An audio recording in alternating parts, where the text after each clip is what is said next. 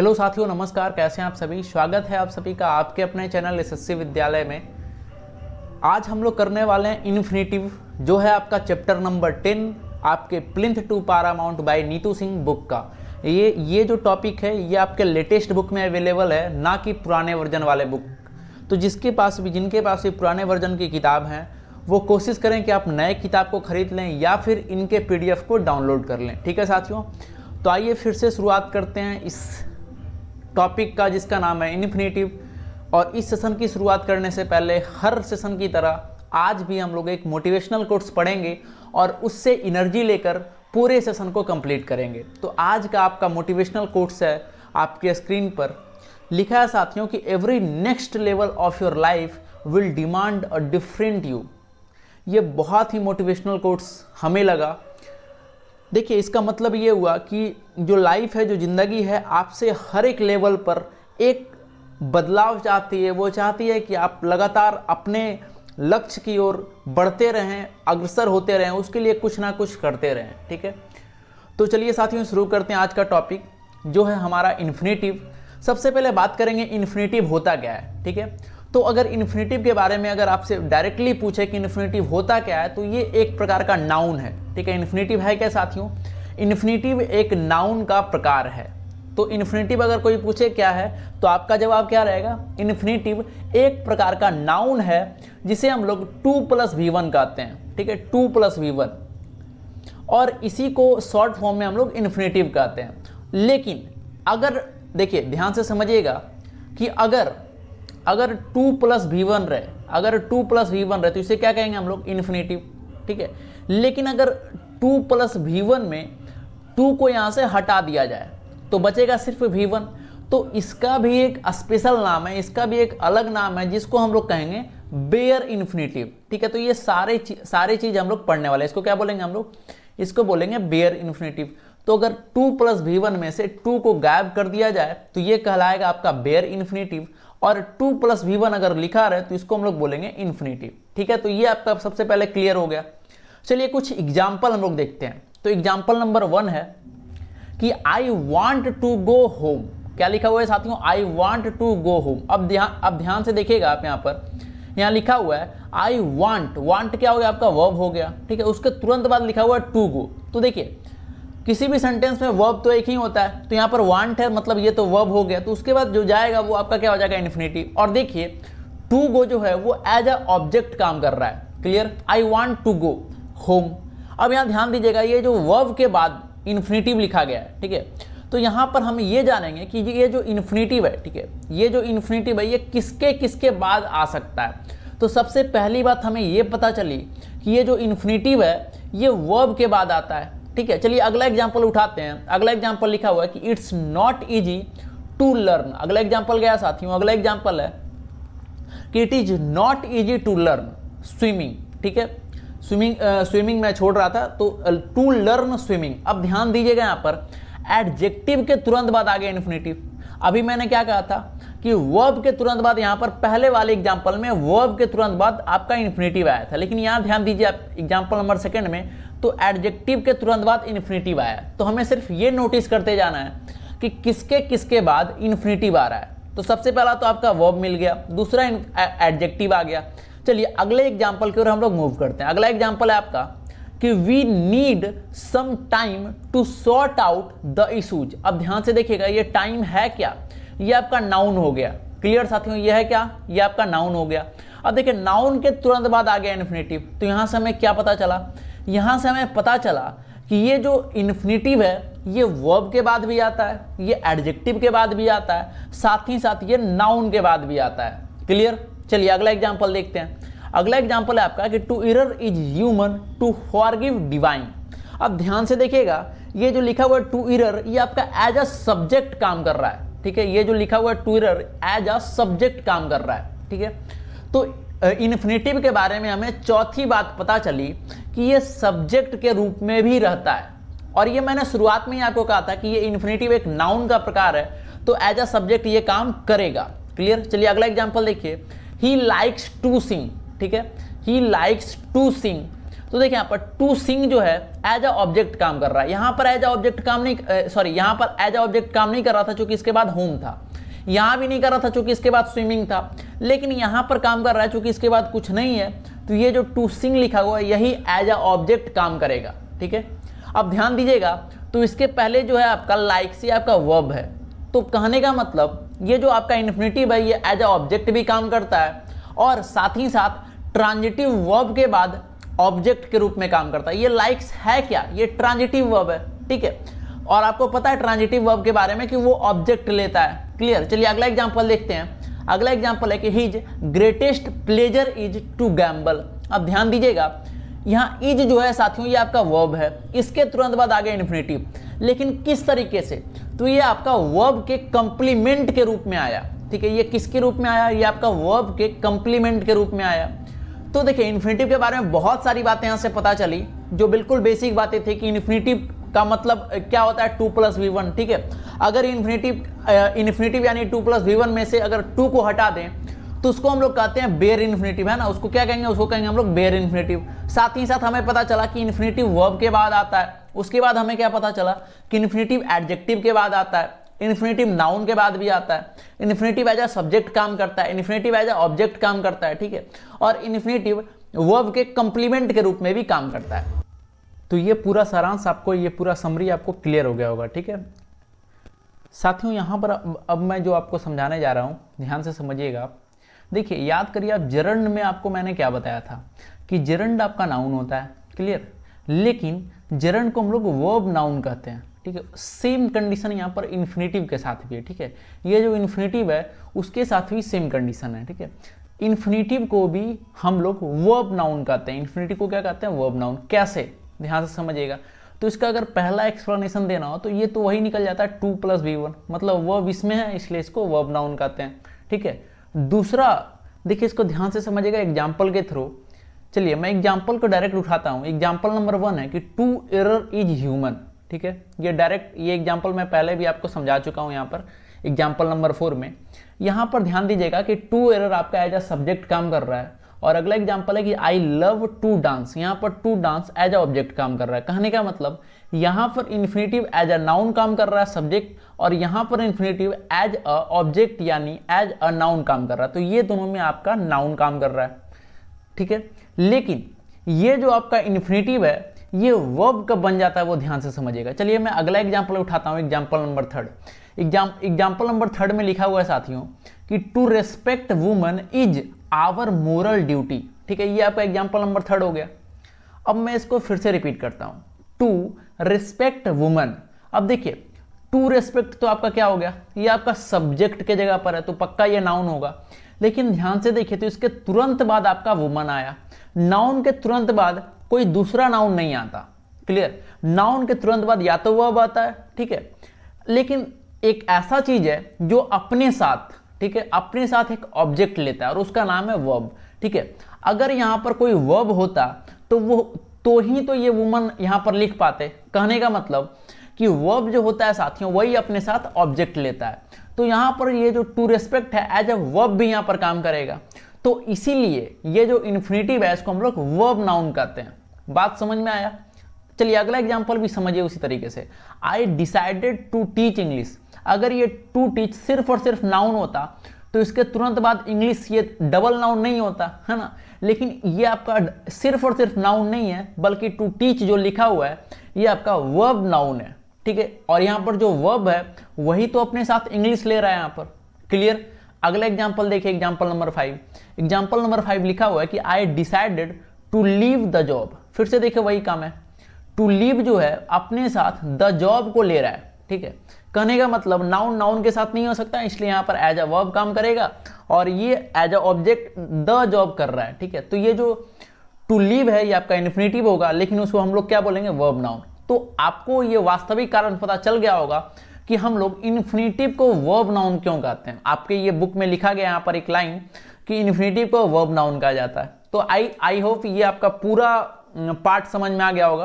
Clear, चलिए आगे next page पर हम लोग मूव करते हैं।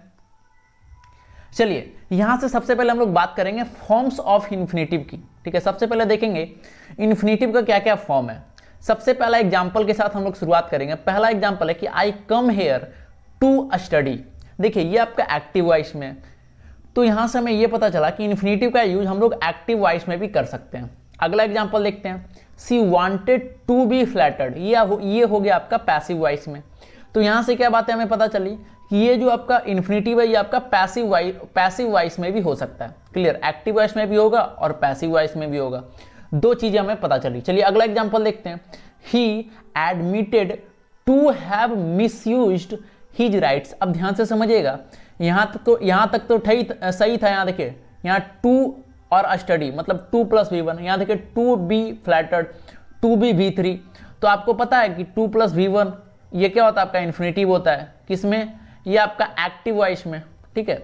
और अगर पैसिव में बात करें तो 2 + B + V3 हो जाता है। तो ये दोनों तो यहाँ पर समझ में आ गया।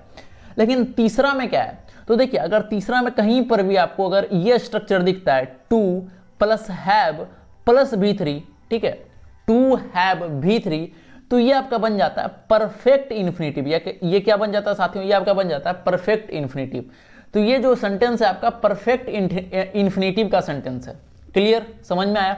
सबसे पहला infinitive active voice, infinitive in passive voice, और तीसरा परफेक्ट इन्फिनेटिव। ठीक है, चलिए आगे मूव करते हैं हम लोग। अगला है आपका कि he seemed to have been cheated. अब यहां ध्यान दीजिए, यहां पर फिर से स्ट्रक्चर चेंज हो गया और यहां लिखा हुआ है टू हैव बीन चीटेड। क्या लिखा हुआ है यहां पर, टू हैव बीन चीटेड, यही तो यहां पर लिखा गया। अगर ये यहां पर लिखा हुआ है तो ये इसका जरूर इसका अलग नाम होना चाहिए, और इसका अलग नाम है, इसको हम लोग कहते हैं परफेक्ट पैसिव वॉइस। इसको हम लोग क्या बोलेंगे, इसको हम लोग बोलेंगे परफेक्ट पैसिव वॉइस। ठीक है साथियों, इसको हम लोग क्या बोलेंगे, परफेक्ट पैसिव वॉइस। चलिए अगला देखिए, अगला एग्जांपल है आपका कि they pretended to be running out of the time. अब देखिए टू बी और यहां पर क्या आ गया, V1 + ing। तो इसको हम लोग बोलते हैं कंटिन्यूअस इन्फिनेटिव। इसको हम लोग क्या बोलते हैं, इसको हम लोग बोलते हैं कंटिन्यूअस इन्फिनेटिव। समझ में आया कि नहीं आया, तो ये आपका हो जाएगा कंटिन्यूअस इन्फिनेटिव। चलिए आपका जो आखिरी है फॉर्म ऑफ इन्फिनेटिव का, उसका एग्जांपल देखते हैं कि he admitted to have been maltreating his wife since their marriage. अब देखिए इसमें फिर से चेंज हो गया, टू हैव बीन और V1 + ing। तो इसको हम लोग बोलेंगे परफेक्ट कंटिन्यूअस। एक बार फिर से हम लोग रिपीट करते हैं कि क्या क्या हमने देखा। देखिए सबसे पहले हमने देखा, सबसे पहले इसको रिमूव करते हैं, ठीक है। एक बार फिर से रिकॉल करते हैं कि इसका जो इन्फिनेटिव का फॉर्म था वो क्या क्या था, ठीक है। तो देखिए सबसे पहले हमने देखा था कि infinitive in active voice, infinitive in passive voice. उसके बाद हमने देखा परफेक्ट इन्फिनेटिव, उसके बाद हमने देखा परफेक्ट पैसिव वॉइस, उसके बाद हमने देखा कंटिन्यूअस इन्फिनेटिव, उसके बाद सबसे आखिरी में हमने देखा परफेक्ट कंटिन्यूअस। क्लियर, तो ये आपका था, ये कंप्लीट आपका था फॉर्म्स ऑफ इन्फिनेटिव। क्लियर साथियों। चलिए साथियों अब देखते हैं कि अगला पॉइंट क्या कर रहा है। ठीक है, अगला पॉइंट है आपका कि जब कोई इन्फिनेटिव मैनर को दर्शाए। ठीक है, अगला पॉइंट है कि जब कोई इन्फिनेटिव मैनर को दर्शाए तो हाउ 2 + V1 के रूप में इन्फिनेटिव का प्रयोग करेंगे। ठीक है, और अगर मैनर को नहीं दर्शाए, मतलब बाकी सारे केसेस में हम लोग WH + 2 + V1। ठीक है, तो आइए देखते हैं सबसे पहले इसका एग्जाम्पल। इसका एग्जाम्पल नंबर 1 है साथियों कि I wondered what to do. Example number 1 क्या है कि I wondered what to do. इससे पहले आपको जानना होगा कि वो कौन कौन से वर्ब हैं जिसमें ये हम अप्लाई करेंगे। तो ये इतने सारे वर्ब हैं, ठीक है, जिसमें हम लोग ये सब अप्लाई करेंगे। सबसे पहले देखिए ये वंडर इसमें आ रहा है। क्लियर, तो इसलिए यहाँ पर आ गया कि I wondered what to do. ठीक है, जैसे ही वंडर हमें दिखा तो हमें यहाँ क्लिक करना चाहिए कि यहाँ पर या तो WH 2 + V1 होगा या फिर हाउ 2 + V1 होगा। ठीक है, तो यहाँ पर ये कोई मैनर को नहीं दर्शा रहा, इसका जो इन्फिनेटिव है वो कोई मैनर को नहीं दर्शा रहा, इसलिए यहाँ पर WH 2 + V1 होगा। तो WH होगा यानी व्हाट टू डू यहाँ पर सही है। क्लियर साथियों। चलिए अगला एग्जांपल देखते हैं कि I know how to swim. यहाँ पर आप ध्यान से देखें तो टू स्विम जो है वो आपका मैनर को दर्शा रहा है, और अगर मैनर को दर्शा रहा है साथ ही साथ यहाँ जो नो है वो आपका इसमें आ गया। ठीक है, यहाँ देखिए नो ऑलरेडी पहले से है, तो नो अगर इसमें है तो यहाँ पर हाउ और WH में से हाउ का यूज करेंगे, क्योंकि टू स्विम जो है साथियों वो आपका मैनर दर्शा रहा है। क्लियर, तो ये आपका sentence I know how to swim बिल्कुल सही है। ठीक है, चलिए अगला सेंटेंस चेक करते हैं। अगला सेंटेंस लिखा है साथियों अगला सेंटेंस है कि he taught me how to speak Japanese. अब ध्यान से समझिएगा कि जैसे हमें टीच दिखा, टीच कहीं तो रूप है टाउट, तो जैसे हमें ये दिखा तो ये क्लिक कर गया कि या तो यहाँ पर हाउ टू V1 आएगा या तो WH V1 आएगा, ठीक है, WH + 2 + V1। तो यहाँ ध्यान से देखिए टू स्पीक, तो ये आपका मैनर को दर्शा रहा है, तो यहाँ पर हाउ का प्रयोग बिल्कुल सही है। चलिए अगला देखते हैं एग्जाम्पल नंबर 4। एग्जाम्पल नंबर 4 है कि I forgot what to write in the application. ध्यान से देखिए यहाँ पर आपका एक छूटा हुआ है, वो है आपका फॉरगेट। यहाँ पर आप लिख लेंगे फॉरगेट भी इसमें आता है। तो जैसे हमें फॉरगेट दिखा तो उसके साथ हम क्या यूज करेंगे, WH, क्योंकि टू राइट जो है वो मैनर को नहीं दर्शा रहा, इसलिए what to write in the application. ठीक है साथियों, ये क्लियर हो गया होगा। चलिए आगे मूव करते हैं हम लोग। देखिए नीचे में दो एग्जाम्पल दिए गए हैं और इन दोनों एग्जाम्पल से बस एक ही बात कहना चाह रहा है कि अगर कहीं भी इन्फिनेटिव का यूज होता है और वहां पर कोई प्रीपोजिशन की आवश्यकता पड़ती है तो उसको हम लोग अंत में लिखेंगे। जैसे देखिए एग्जाम्पल नंबर 1 कि I have no bed to sleep in. ठीक है, तो यहाँ पर प्रीपोजिशन की जरूरत थी तो इसलिए हमने इसे इन्फिनेटिव के बाद लिखा। ठीक है, इन्फिनेटिव के बाद लिखा। अगला एग्जाम्पल देखिए, she needed a chair to sit on. अब देखिए यहाँ पर एक प्रीपोजिशन की आवश्यकता थी ऑन, तो ये जो प्रीपोजिशन था इसको हम लोग इन्फिनेटिव के बाद ही लिखेंगे। ठीक है, ये समझ में आ गया। तो ये जो पॉइंट था ये आपसे यही कहना चाह रहा था। चलिए आगे मूव करते हैं हम लोग। अब यहां से हम लोग पढ़ने वाले हैं बेयर इन्फिनेटिव के बारे में। मैंने शुरुआत में, लेक्चर के शुरुआत में आपको बेयर इन्फिनेटिव के बारे में बहुत सारी बातें आपको बताई थी। ठीक है, अब और उसको मतलब और अच्छे तरीके से देखते हैं कि बेयर इन्फिनेटिव से कैसे कैसे सवाल आपके एग्जाम में पूछे जाएंगे। तो सबसे पहले ध्यान से समझिए बेयर इन्फिनेटिव होता क्या है कि जब 2 + V1 में से 2 को हटा दें तो वो जो बनता है वो आपका बेयर इन्फिनेटिव कहलाता है। इसको हम लोग एक अलग नाम डायरेक्ट इन्फिनेटिव भी बोलते हैं। ठीक है, ध्यान रहेगा, इसको हम लोग क्या बोलते हैं, इसको हम लोग डायरेक्ट इन्फिनेटिव भी बोलते हैं। ठीक है साथियों, चलिए सबसे पहले इसका रूल नंबर 1 देखेंगे हम लोग। इसका रूल नंबर 1 है कि या कभी भी आपको हैड सूनर दिखे, ठीक है, हैड सूनर या फिर had better, had rather, would rather, sooner than या फिर रादर देन, ये सारे चीज कभी भी आपको दिखते हैं। ठीक है साथियों, तो उसके बाद हम लोग डायरेक्ट इन्फिनेटिव का यूज हम लोग करेंगे। क्लियर, ये जितनी भी चीजें हैं, हैड सूनर हो, हैड बेटर हो, हैड रादर हो, जितनी भी चीजें हैं अगर कहीं भी आपको दिखे तो उसके बाद जो इन्फिनेटिव का यूज होगा वो है आपका डायरेक्ट इन्फिनेटिव। क्लियर, ये बातें क्लियर हो गई होगी। एग्जाम्पल देखते हैं, एग्जाम्पल नंबर 1 कि यू हैड बेटर। जैसे हमें दिखा हैड बेटर, इसके बाद हम लोग टू लीव यहां पर नहीं लिखेंगे बल्कि लीव लिखेंगे। आपके एग्जाम में ये बहुत बार आपको फंसाने के लिए दिए जाते हैं। कहीं भी आपको लिखा रहेगा हैड बेटर, हैड सूनर, उसके बाद यहां पर इन्फिनेटिव लिखा रहेगा, तो वहां पर आपको एरर पहचानना है। ठीक है, चलिए अगला देखते हैं एग्जाम्पल नंबर 2। एग्जाम्पल नंबर 2 है साथियों, I would rather die than beg. अब ध्यान से देखिएगा यहाँ पर वुड रादर का प्रयोग किया गया है। क्लियर, तो जैसे ही वुड रादर हमें दिखा तो ये कंफर्म हो गया कि यहाँ पर 2 + V1 का प्रयोग नहीं करेंगे बल्कि यहाँ पर डायरेक्ट यानी बेयर इन्फिनेटिव का प्रयोग होगा। तो यहाँ डाई लिखा है वो बिल्कुल सही है। चलिए अगला example number 3, they had sooner talk than part ways. अब देखिए यहाँ पर टू टॉक नहीं बल्कि टॉक ही सही है। चलिए अगला एग्जाम्पल की ओर हम लोग मूव करेंगे। सॉरी, अगला पॉइंट जो आपका बेयर इन्फिनेटिव से है, पॉइंट है साथियों कि नीचे जितने भी दिए गए वर्ब है, ठीक है, अगर इनका प्रयोग एक्टिव वॉइस में हो, ठीक है, अगर इनका प्रयोग एक्टिव वॉइस में हो, ये ध्यान दीजिएगा, अगर इनका प्रयोग एक्टिव वॉइस में हो तो भी इनके बाद बेयर इन्फिनेटिव यानी डायरेक्ट इन्फिनेटिव का हम लोग प्रयोग करते हैं। कौन कौन से हैं? सबसे पहले देखिए बिड है, मेक है, हेल्प है, फील, सी, वॉच, हियर। तो ये आपको ध्यान रखना है, इसको स्टार लगा लीजिए, बहुत बार पूछे जाते हैं एग्जाम में। एग्जाम्पल देखते हैं, आई बेड हिम गो आउट। जैसे ही हमें दिखा बेड, ठीक है, बिड का ही रूप है बेड, तो इसके बाद हम लोग डायरेक्ट इन्फिनेटिव गो का यूज करेंगे। चलिए अगला है, my mother made me do the homework. जैसे हमें मेड दिखा, ये मिक का ही रूप है मेड, तो जैसे हमें मेड दिखा तो इसके बाद डायरेक्ट इन्फिनेटिव का हमने यूज कर दिया चूंकि ये आपका एक्टिव वॉइस में था। चलिए अगला एग्जांपल है 3, आई वॉच्ड हिम गो।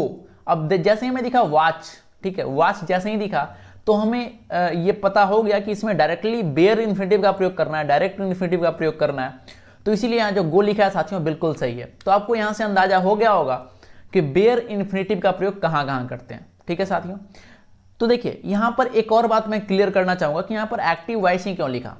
अगर यहाँ पर एक्टिव की जगह अगर पैसिव हो जाता तो बहुत सारे ऐसे कंडीशन है जहां पर हमें इन्फिनेटिव यानी 2+v1 का प्रयोग करना पड़ेगा। जैसे एग्जांपल देखिए, I was made to wash all the clothes. अब ध्यान से देखिए, ये आपका पैसिव में है, और अगर पैसिव में होने के कारण, ये पैसिव में होने के कारण मेड के साथ हमें इन्फिनेटिव का प्रयोग करना पड़ा।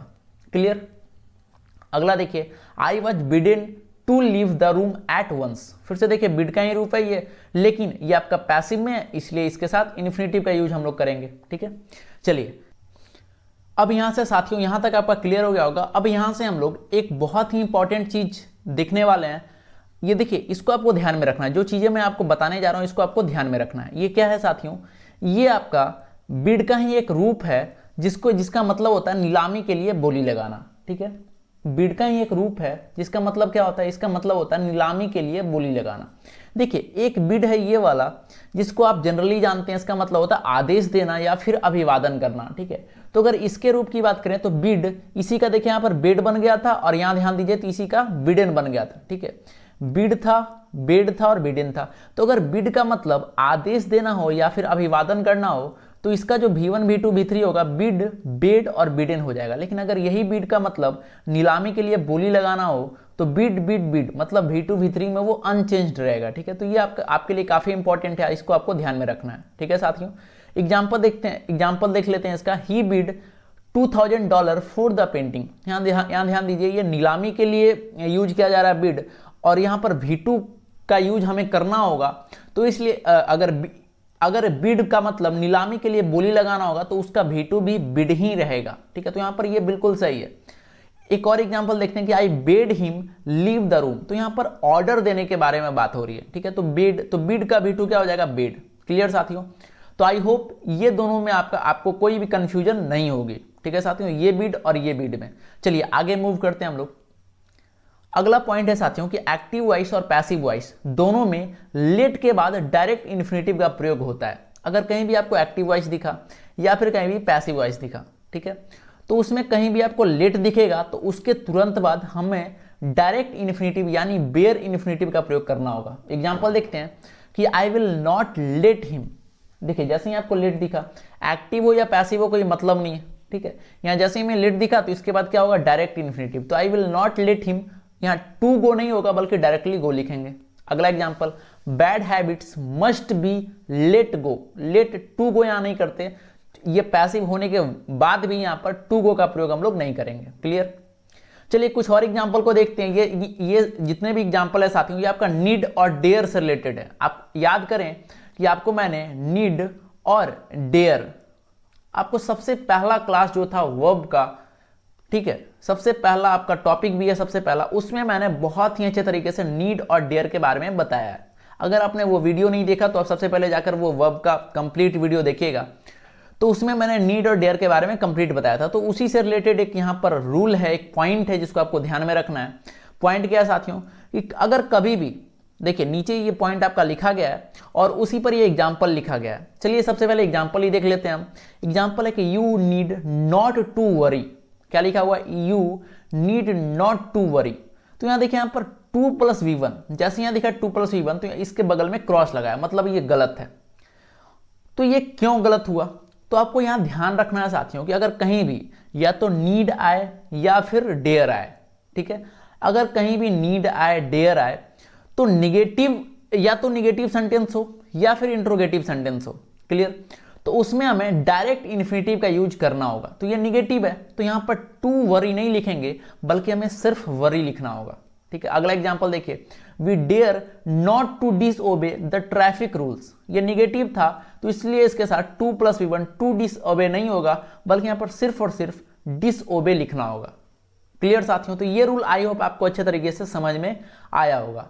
एक और एग्जांपल देखते हैं, need I to take this exam. देखिए ये दोनों आपका, देखिए ध्यान से देखिएगा, ये दोनों आपका निगेटिव वाला पार्ट था और ये आपका इंट्रोगेटिव वाला है। इंट्रोगेटिव का एग्जांपल है, इंट्रोगेटिव है कि need I to take this exam. अब जैसे ही आपको इंट्रोगेटिव दिखा, नीड दिखा, तो ये कंफर्म हो गया कि कभी भी आपका 2+v1 का यूज यहां पर नहीं करेंगे। तो टू टेक यहां नहीं होगा बल्कि सिर्फ और सिर्फ टेक का इस्तेमाल करेंगे।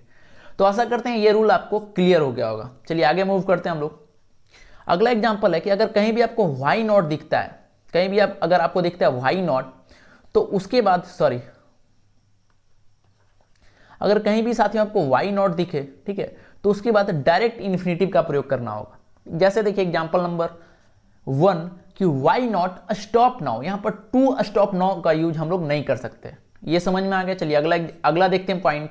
अगला पॉइंट है कि जब हैव प्लस ऑब्जेक्ट का प्रयोग विश के सेंस में, विश मतलब क्या होता है, इच्छा, है ना, जब आप कोई विश करते हैं, तो अगर कभी भी हैव प्लस ऑब्जेक्ट का प्रयोग विश के सेंस में हो तो हैव के बाद डायरेक्ट इन्फिनेटिव का प्रयोग करना होगा हमें। अगर नहीं करेंगे तो वहां पर एरर लेगा। जैसे देखिए एग्जांपल कि I will have him speak the truth, यहां पर टू स्पीक नहीं कर सकते क्योंकि यहां पर हैव प्लस ऑब्जेक्ट का सेंस है और यहां पर विश किया जा रहा है। क्लियर? तो ये यहां पर जो है साथियों, यहां पर डायरेक्ट इन्फिनेटिव का प्रयोग हम लोग करेंगे। क्लियर? ये पॉइंट क्लियर हो गया होगा। चलिए आगे मूव करते हैं। अब यहां से हम लोग देखने वाले हैं परफेक्ट इन्फिनेटिव को। ठीक है, अब यहां से परफेक्ट इन्फिनेटिव को हम लोग देखेंगे। देखिए परफेक्ट इन्फिनेटिव का प्रयोग कब करेंगे? तो परफेक्ट इन्फिनेटिव जो है साथियों, इसका प्रयोग कब करेंगे? तो इसका प्रयोग तब करेंगे जब इन्फिनेटिव द्वारा व्यक्त कोई भी एक्शन फाइनाइट वर्ब द्वारा व्यक्त एक्शन के पहले घटित हुआ। देखिए इसको समझिए, ये जो लिखा हुआ है, देखिए ये जो लिखा हुआ परफेक्ट इन्फिनेटिव, इसका यूज कब करेंगे, है ना। आपके मन में सवाल होगा कि कब हम बेयर इन्फिनेटिव का यूज करेंगे, कब इन्फिनेटिव, ये दोनों का रूल मैंने आपको समझा दिया। लेकिन परफेक्ट इन्फिनेटिव का प्रयोग कब करेंगे, तो ध्यान से समझिएगा। मैं एक एग्जांपल के थ्रू आपको परफेक्ट इन्फिनेटिव समझा रहा हूं। देखिए एग्जांपल है कि he admitted to have violated anti corruption law many times. यहां ध्यान दीजिए, देखिए ये आपका क्या हो गया, ये आपका हो गया, ये आपका इन्फिनिटी वाला पार्ट हो गया और ये आपका हो गया फाइनाइट वर्ब। देखिए रूल आपसे ये कहना चाह रहा है कि कभी भी आपका इन्फिनिटिव द्वारा व्यक्त किया हुआ एक्शन, मतलब ये जो इन्फिनिटी वाला पार्ट है, ये जो भी कुछ एक्शन कर रहा है, अगर फाइनाइट वर्ब द्वारा व्यक्त एक्शन के अगर पहले हो, मतलब ये वाला पार्ट अगर पहले हो और ये वाला पार्ट अगर बाद में हो, अगर इन्फिनिटी वाला पार्ट पहले हो और फाइनाइट वाला पार्ट बाद में हो, तब हम लोग वहां पर परफेक्ट इन्फिनेटिव का यूज करेंगे। फिर से रिपीट करेंगे, अगर इन्फिनिटी वाला पार्ट पहले हो और फाइनाइट वाला पार्ट बाद में हो, तब हम लोग परफेक्ट इन्फिनेटिव का यूज करेंगे। आई होप ये क्लियर। जैसे देखिए यहां पर इस एग्जांपल में एंटी करप्शन लॉ का उल्लंघन जो है साथियों, वायलेट किया गया पहले और बाद में उसे एडमिट किया गया। ठीक है, तो इसलिए यहां पर प्रेजेंट इन्फिनेटिव का यूज किया गया। और इसका आपका स्ट्रक्चर तो पता होगा, टू हैव प्लस V3। ठीक है साथियों, चलिए अगला एग्जांपल देखते हैं। इसको मैं क्लियर कर देता हूं ये सब। चलिए अगला देखते हैं। अगला यहां पर हम लोग देखने वाले हैं स्प्लिट इन्फिनेटिव। याद करिए जब मैं आपको फॉर्म्स ऑफ इन्फिनेटिव पढ़ा रहा था तो वहां पर ये आया था स्प्लिट इन्फिनेटिव। ठीक है, वहां पर मैंने थोड़ी देर के लिए डिस्कस की थी। अब ध्यान से समझिए स्प्लिट इन्फिनेटिव होता क्या है। तो देखिए अगर सही मायने में कहा जाए तो ये कुछ होता ही नहीं है। देखिए ध्यान से समझिएगा तो आपको भी बहुत हंसी आएगा। इसका एक अलग सेगमेंट बनाने की कोई भी जरूरत नहीं थी। देखिए ये आपका हो गया 2 + V1। अगर देखिए ये आपका क्या है, एक साथ है। अगर इसके बीच में कुछ भी, ध्यान से समझिएगा कि अगर इसके बीच में कुछ भी इंटर करा दें, अगर इसके बीच में कुछ भी कोई भी वर्ड इंटर कर जाए तो ये दोनों क्या होगा, ये दोनों दूर हो जाएगा, है ना, स्प्लिट कर जाएगा। तो बस इसी को नाम दे दिया गया स्प्लिट इन्फिनेटिव। बल्कि अगर मैं बोलूं तो ये कुछ भी नहीं है, ये तो जनरली होता ही है, लेकिन इसको भी आपको पढ़ना है। जैसे देखिए example, to boldly go where no man has gone before. अब देखिए पहले क्या था, टू गो होगा, बीच में बोल्डली को अंदर बीच में घुसा दिया गया। ठीक है, तो जैसे ही घुसा तो ये टू और गो स्प्लिट हो गया, दूर हो गया, बस उसी को कहते हैं स्प्लिट इन्फिनेटिव। ये कुछ नया नहीं होता। क्लियर? अगला देखिए, the population is expected to more than double in the next 10 days. अब देखिए 2 और डबल एक साथ होगा, बीच में कौन एंट्री किया, मोर देन बीच में एंट्री किया, इसलिए ये दोनों अलग हो गए, स्प्लिट हो गए, इसलिए इसको बोलते हैं स्प्लिट इन्फिनेटिव। क्लियर साथियों? ये समझ में आ गया होगा। अब यहां से हम कुछ और रूल को देखने वाले हैं जिससे आपके एग्जाम में डायरेक्टली सवाल आते हैं। देखिए ये रूल क्या होने वाला है, तो ये रूल होने वाला है साथियों कि वो कौन कौन से अलग ऐसे वर्ड हैं, ऐसे वर्ब हैं जिनका प्रयोग हम लोग जरंड में और इन्फिनेटिव में करेंगे। कहने का मतलब ऐसे वर्ड जिनका प्रयोग अगर जरंड में करें तो अलग हो जाता है और अगर इन्फिनेटिव में करें तो अलग हो जाता है। तो यहां से साथियों एक अलग पॉइंट की शुरुआत हो रही है। इसमें हम लोग सीखने वाले हैं कि कौन से वर्ड हैं जिसको अगर हम लोग जरंड फॉर्म में यूज करें तो उसका मतलब अलग देगा और अगर इन्फिनेटिव फॉर्म में यूज करें तो उसका मतलब अलग देगा। क्लियर? चलिए सबसे पहला वर्ड जो है आपका वो है आपका गो ऑन। ठीक है, सबसे पहला जो है वो है आपका गो ऑन। देखते हैं साथियों गो ऑन का यूज किस तरीके से किया गया। तो सबसे पहले गो ऑन को हम लोग जेरंड के साथ यूज करते हैं, मतलब गो ऑन के साथ V1 प्लस ING का यूज करते हैं। ठीक है, अगर हमने गो ऑन के साथ V1 प्लस ING यानी जेरंड फॉर्म का यूज किया तो इसका मतलब क्या होगा। तो आपको ध्यान रखना है कि अगर कभी भी गो ऑन के साथ V1 प्लस ING का यूज हो तो इसका मतलब होता है टू कंटिन्यू यानी जारी रखना। ठीक है, जैसे ही वेंट ऑन टॉकिंग। अब देखिए गो का ही तो रूप है वेंट, तो ही वेंट ऑन टॉकिंग मतलब क्या है कि वो टॉक कर रहा है, बात कर रहा है, वो लगातार जारी है। ठीक है, चलिए अब देखते हैं कि गो ऑन का प्रयोग अगर इन्फिनिटिव फॉर्म में किया जाए तब क्या होगा। यहां पर ध्यान से देखिएगा कि गो ऑन के साथ इन्फिनिटिव का यूज किया गया, तो इसका मतलब हो जाता है कार्य में परिवर्तन। ठीक है, जो भी चेंज हम लोग करते हैं, कोई भी वर्क में अगर कुछ चेंज हमें करना होगा तो उसी को हम लोग बोलेंगे, तो वहां पर हम लोग गो ऑन के साथ 2 + V1 का यूज करेंगे। जैसे देखिए एग्जांपल कि he stopped talking about the problems and went on to describe, देखिए 2 + V1 द पॉसिबल सॉल्यूशंस। यहां पर कार्य में परिवर्तन, ठीक है, चेंज इन वर्क को दर्शा रहा है, तो इसलिए यहां पर गो ऑन के साथ 2 + V1 का यूज हम लोग करेंगे। तो आई होप ये गो ऑन वाला पोर्शन समझ में आ गया। चलिए दूसरा जो वर्ड है वो आपका रिग्रेट। अगर रिग्रेट के साथ हमने जरंड फॉर्म यानी V1 + ING का प्रयोग किया तो इसका मतलब हो जाता है कि भूतकाल की तरह देखना। इसका मतलब होता है कि मतलब कोई भी पिछला चीज, ठीक है, जो आपने किया और वो अच्छा नहीं बीता, अफसोस आप कर रहे हैं, ठीक है, प्रायश्चित कर रहे हैं, पश्चाताप कर रहे हैं, तो उसी को हम लोग बोलेंगे। तो उस सेंस में हम लोग यूज करेंगे रिग्रेट प्लस V1 + ING। जैसे देखिए ही रिग्रेट्स लिविंग हिज जॉब, तो यहां पर क्या हो रहा है, अफसोस हो रहा है। ठीक है, जॉब खोने का अफसोस हो रहा है, तो यहां पर हमने रिग्रेट के साथ V1 + ING यानी जरंड फॉर्म का यूज कर दिया। लेकिन अगर रिग्रेट के साथ 2 + V1 का यूज करें तब क्या होगा। तो अगर कभी भी रिग्रेट के साथ 2 + V1 का यूज यानी इन्फिनिटिव का यूज करेंगे तो इसका मतलब हो जाएगा कि अगर कभी भी ऐसा हो कि बुरी खबर की घोषणा करने में, ठीक है, कोई भी व्यक्ति कोई मतलब बुरी खबर जो लोग सुनना नहीं चाहते हैं उसको अनाउंस कर रहा है, ठीक है, तो वहां पर रिग्रेट के साथ 2 + V1 का यूज करेंगे। जैसे देखिए we regret to inform you that the flight has been cancelled due to bad weather. अब देखिए यहां पर क्या ये अच्छा चीज है क्या, नहीं है। ऐसा समझिए कि आप और लोगों को बता रहे हैं, ठीक है, और भी मेंबर को बता रहे हैं कि ये जो फ्लाइट थी वो खराब मौसम के कारण कैंसिल हो गई। ठीक है, तो ये अच्छा खबर तो नहीं है, ये आपका बुरा खबर हो गया। और इसका घोषणा कौन कर रहा है, आप कर रहे हैं और लोगों को बता रहे हैं, इन्फॉर्म कर रहे हैं। तो यहां पर आप रिग्रेट के साथ 2 + V1 का यूज करेंगे। ठीक है साथियों, चलिए आगे मूव करते हैं हम लोग। अगला है पॉइंट नंबर 3। पॉइंट नंबर 3 है कि अगर कभी भी आपको एडवाइस दिखे, ठीक है, अलाउ दिखे, परमिट दिखे, फॉरबिड दिखे, ये चारों का रूल सेम होता है। एक एक करके देखते हैं कि अगर इनके बाद कोई भी ऑब्जेक्ट का प्रयोग हो तो उसके बाद इन्फिनिटिव आएगा, या फिर अगर इसके बाद कुछ नहीं हो तो ING फॉर्म।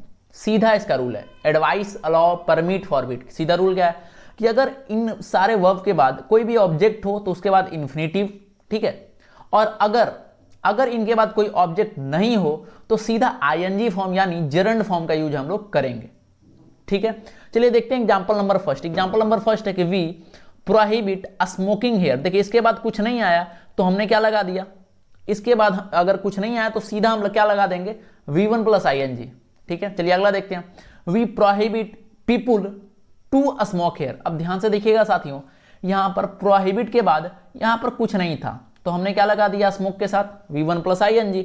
लेकिन प्रोहिबिट के साथ, प्रोहिबिट और स्मोक के बीच में एक ऑब्जेक्ट आ गया। ऑब्जेक्ट क्या है आपका, पीपुल है, तो इसलिए यहां पर 2 + V1 का यूज करना होगा हमें।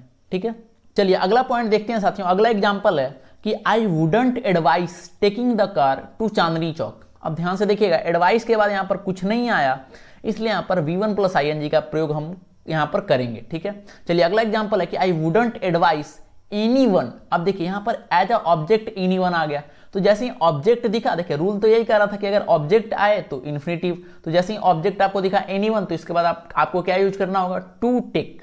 क्लियर, यानी इन्फिनेटिव फॉर्म। चलिए अगला हम लोग देखने वाले हैं साथियों सी वॉच और हियर को। ठीक है, अगला जो हम लोग देखेंगे वो है आपका सी वॉच और हियर। हम लोग इनके बारे में देखने वाले हैं कि इनके साथ सी वॉच और हियर के साथ कब हम लोग जेरंड फॉर्म का यूज करेंगे और कब हम लोग इन्फिनेटिव यानी 2 + V1 फॉर्म को यूज करेंगे। जैसे देखिए सबसे पहले हम लोग देखते हैं इसका जेरंड फॉर्म। तो अगर इसके साथ देखिए, अगर इसके साथ यानी सी वॉच या हियर के साथ अगर कहीं भी आपको जेरंड फॉर्म यूज दिखे, तो इसका मतलब क्या हुआ, इसका मतलब हुआ कि जो भी स्पीकर है उस सेंटेंस में वो उस एक्शन पर ध्यान दे रहा है, नजर बनाए हुए। जैसे एग्जांपल देखिए कि I saw the old man crossing the road. देखिए यहां पर अगर मैं यहां पर स्पीकर हूं तो मैं क्या कर रहा हूं, मैं उस ओल्ड मैन को रोड क्रॉस करते हुए देख रहा हूं। क्लियर, मैंने उस पर ध्यान दिया, मैंने उस ओल्ड मैन को रोड क्रॉस करते हुए देखा, तो इसलिए यहां पर जेरंड फॉर्म का यूज यहां पर होगा। लेकिन अगर यही वर्ब, ठीक है, कार्य के शुरू से अंत तक के होने को दर्शाए, ठीक है, यानी कंप्लीट वर्क को दर्शाए, तो इसके बाद हम लोग डायरेक्ट इन्फिनेटिव का यूज करेंगे। यहां पर इन्फिनेटिव का यूज नहीं करते हैं। ठीक है, ध्यान रखना आपको सी वॉच और हियर के साथ पिछला आप जब मैं आपको बेयर इन्फिनेटिव पढ़ा रहा था तो वहां पर भी ये वर्ड आए थे, तो इसके साथ कभी भी इन्फिनेटिव नहीं होता बल्कि बेयर इन्फिनेटिव, जिसको हम लोग डायरेक्ट इन्फिनेटिव भी कहते हैं। तो इसका यूज कब करेंगे, जब ये सेम वर्ब आपको कोई भी वर्क शुरू से अंत होने तक को दर्शाए। ठीक है, जैसे देखिए एग्जाम्पल है साथियों, एग्जाम्पल लिखा हुआ है कि I saw the old man cross the road and disappear in the more. अब देखिए यहां पर मतलब ये कंप्लीट वर्क शुरुआत से लेके अंत तक को दर्शा रहा है, तो इसलिए यहां पर I saw the old man cross the road. देखिए यहां पर ध्यान से देखिएगा, पिछला बार हमने क्या लिखा था, क्रॉसिंग द रोड, यहां हमने क्या लिखा, क्रॉस। टू क्रॉस भी नहीं लिखा चूंकि यहां पर बेयर इन्फिनेटिव का यूज होगा। क्लियर, ये अगला वर्ड साथियों ट्राई।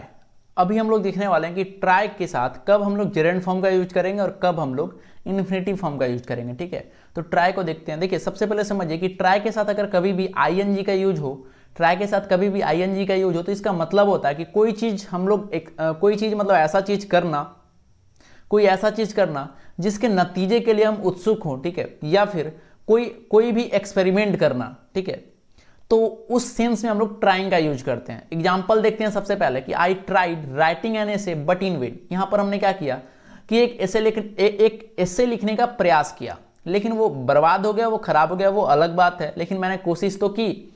तो यहां पर हम लोग V1 + ing, देखिए राइटिंग का, ये समझ में आ गया होगा। अब यहां पर इसका रियल आते हैं कि ट्राई के साथ कब हम लोग 2 + V1 का यूज करेंगे। ठीक है, तो देखिए ट्राई के साथ 2 + V1 का यूज कब करेंगे, तो ट्राई के साथ 2 + V1। सबसे पहले समझिए कि अगर हम कोई भी चीज कोई कठिन काम करना चाहते हैं, अगर कोई भी हम हार्ड वर्क करना चाहते हैं, ठीक है, और उसके लिए हम ट्राई वर्ड को यूज करना चाहते हैं, ठीक है, तो या तो हम V1 + ing यूज कर दें या फिर 2 + V1 का यूज करें। यहां पर इसका कोई भी मतलब दिक्कत नहीं है, लेकिन आपको देखना होगा सेंटेंस के अकॉर्डिंग। जैसे देखिए सेंटेंस के अकॉर्डिंग आपको देखना होगा कि क्या वहां पर सुटेबल है। एग्जाम्पल नंबर 1 देखिए सबसे पहले कि I tried to hold the rope but my hands were too cold. यहां देखिए ट्राइड के साथ हमने क्या किया, टू होल्ड, 2 + V1 का यूज हमने किया, ये कठिन कार्य था। अगला देखिए I tried changing the wheel but the nuts were too tight. ये भी कठिन काम था, लेकिन हम यहां पर V1 + ing का यूज हमने ट्राई के साथ किया। ठीक है, तो आप यहां से समझ गए होंगे कि ट्राई के साथ हम लोग जेरंड फॉर्म का यूज भी कर सकते हैं।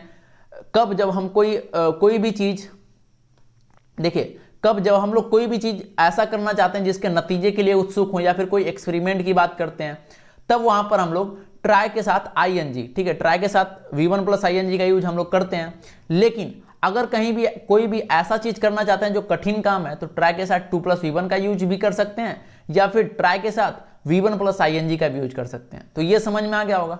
चलिए अगला वर्ड है आपका मीन। ठीक है, MEAN, मीन का समझते हैं कि मीन के साथ कब हम लोग जेरंड फॉर्म का यूज करेंगे और कब हम लोग इन्फिनेटिव फॉर्म को यूज करेंगे। सबसे पहले बात करेंगे हम लोग इसका जेरंड फॉर्म, मीन के साथ V1 प्लस ING फॉर्म को यूज कब करेंगे। समझिएगा ध्यान से कि अगर मीन का मतलब अर्थ होना, मीन मतलब क्या होता है मीनिंग, तो अगर मीन का मतलब अर्थ होना हो तो मीन के बाद हमेशा ऑलवेज V1 प्लस ING यानी जेरंड फॉर्म का यूज करेंगे। जैसे एग्जांपल देखिए कि if you want to get good marks it will mean working very hard. Mean मतलब क्या, मतलब से ही तो है।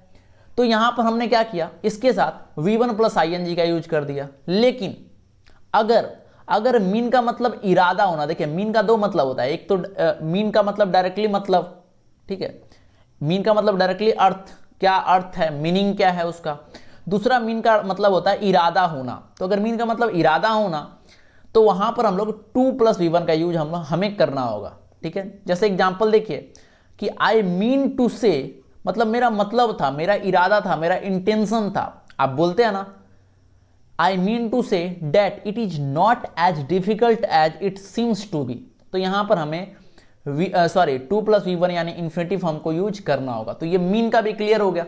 देखिए आपको करना क्या कि ये जितने भी मीन हो गए, ट्राई हो गए, ठीक है, जितने भी चीजें थी आपको नोट करते जाना है, ठीक है, या फिर अगर आपके पास बुक है तो इसको हाईलाइट करते जाएं और टाइम टाइम पर रिवीजन करें, ठीक है। रिवीजन इज मस्ट इंपॉर्टेंट, ठीक है, बहुत इंपॉर्टेंट है रिवीजन। रिवीजन ही आपको रिजल्ट दिला सकती है। आप एक बात, हमारी बात को एकदम ध्यान रखिएगा कि रिवीजन ही आपको रिजल्ट दिला सकती है। मैं भले बहुत मतलब कितना भी अच्छा आपको बता दूं, कितना भी अच्छा आपको पढ़ा लूं, रिवीजन ही आपको रिजल्ट दिला सकती है, ठीक है साथियों।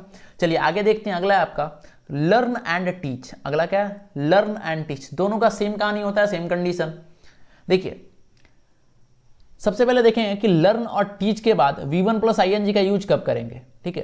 तो जब इसका मतलब अध्ययन से, स्टडी से रिलेटेड हो, जब लर्न या फिर टीच का मतलब अध्ययन हो, तब वहां पर V1 प्लस ING का यूज करेंगे। जैसे she goes to learn dancing. देखिए लर्न के साथ हमने क्या यूज किया, dance plus ING, V1 plus ING का यूज।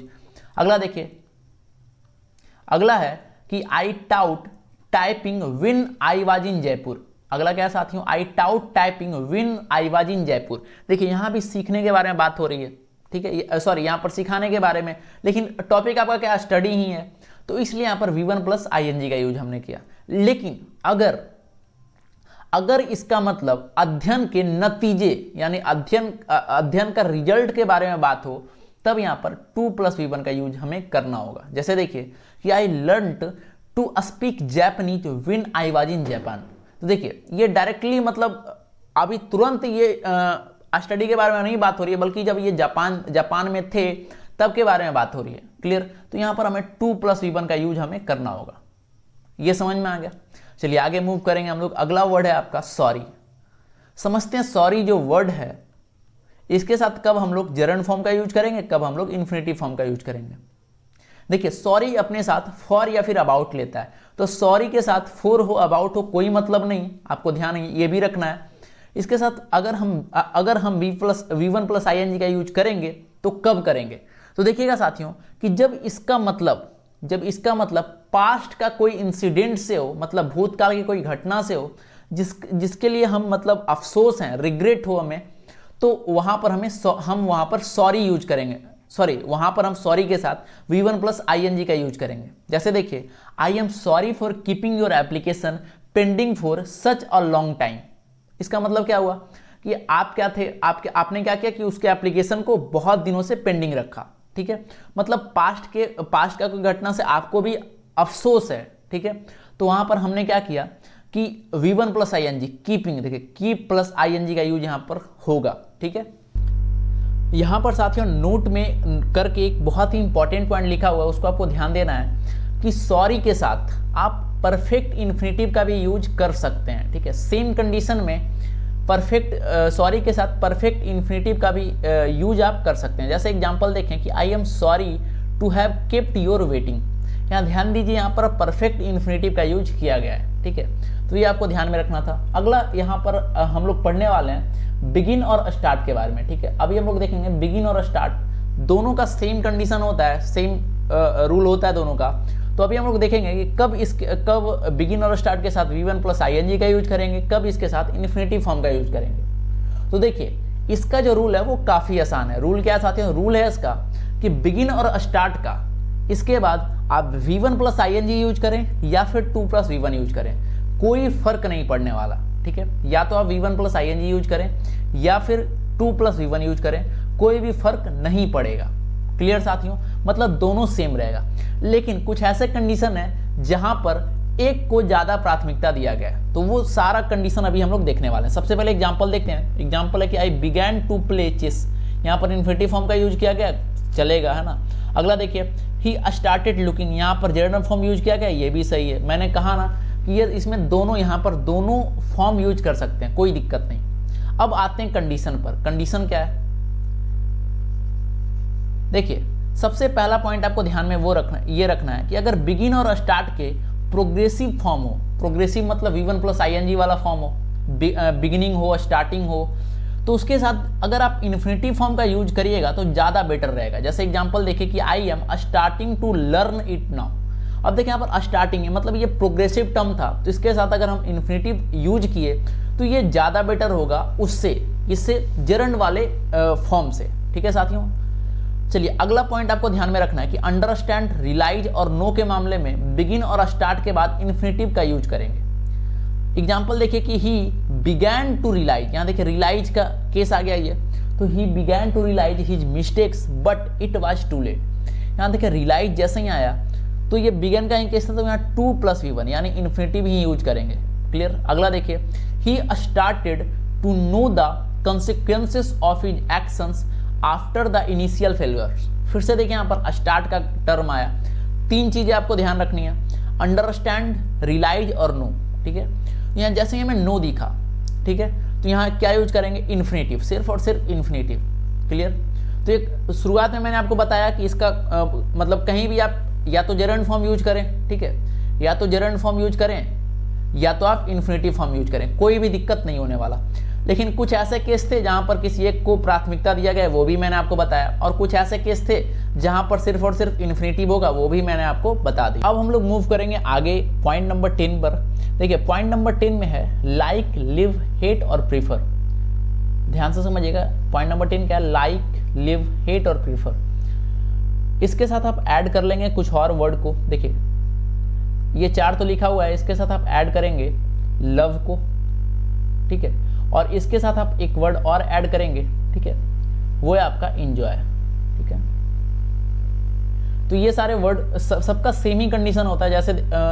जैसे देखें यहाँ पर एग्जांपल कि I love to take hot shower bath after a day long work. देखिए सबसे पहले जानते हैं इसका कंडीशन क्या होता है, कब इसका जेरंड फॉर्म यूज करेंगे और कब इसमें इन्फिनेटिव फॉर्म यूज करेंगे। तो इसका कंडीशन ये है साथियों कि लाइक हो, लिव हो, हेट हो, प्रीफर हो, लव हो, एंजॉय, कोई फर्क नहीं पड़ता।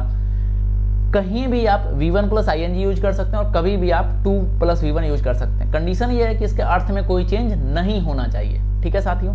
चलिए एग्जाम्पल आपने देखा, सेकेंड नंबर एग्जाम्पल देखते हैं कि चिल्ड्रेन इंजॉय वॉचिंग टेलीविजन।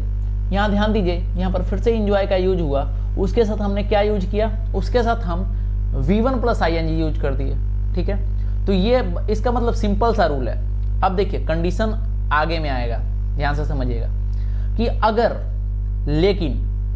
अगर कभी भी वुड के साथ लाइक हो, प्रीफर हो, लव हो, हेट हो, जो भी है, ठीक है, सब हो, तो इसके साथ सिर्फ और सिर्फ इन्फिनेटिव। शुरुआत में मैंने क्या कहा कि इसके साथ कुछ भी लगा दीजिए चलेगा, लेकिन अगर कभी भी वुड के साथ लिखा हो तो सिर्फ और सिर्फ इन्फिनेटिव का यूज करेंगे। एग्जाम्पल देखिए, एग्जाम्पल नंबर 1 कि I would like to meet the manager. देखिए वुड के साथ लाइक आया तो उसके साथ हम क्या यूज करेंगे, टू मीट। अगला देखिए आई वुड लव, जैसे ही लव आया तो टू डू।